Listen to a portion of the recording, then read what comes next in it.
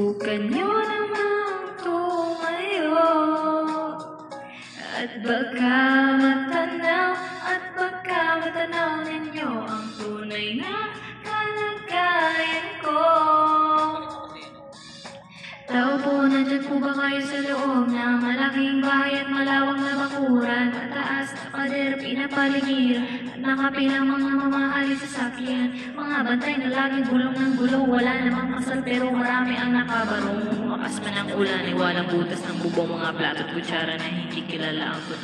Ang kanin ay simputi ng gatas na nasa kahon at kahit na hindi pasko sa lamis ay ang sarap sigurong manirahan sa bahay na ganyan. Sabi pa nila ay dito mo rin matatagpuan ang tao na nagmamayari ng isang upuan na pag may pagkakatao ay pinag-aagawan. Kaya naman hindi niya pinakakawalan. Kung makikita ko lamang siya ay aking sisigawan.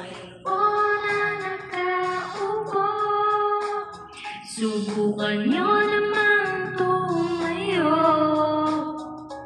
at baka matanaw ninyo ang tunay na kalagayan ko.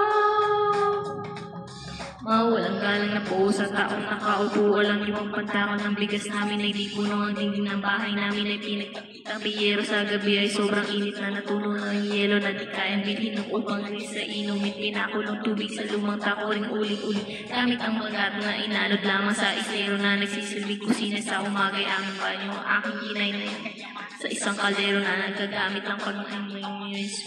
Pero kulang pa rin. Ulam at tuyot asin ang 50 peso magkapoy pagkakasyahin. Di ko alam kung talagang maraming harang o mataas lang bakot o nagbubulag lamang po.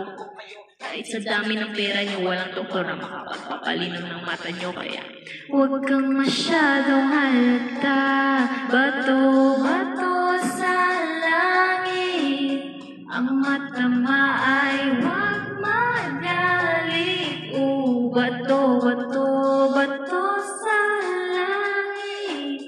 Ang matamaan ay huwag masyadong halata.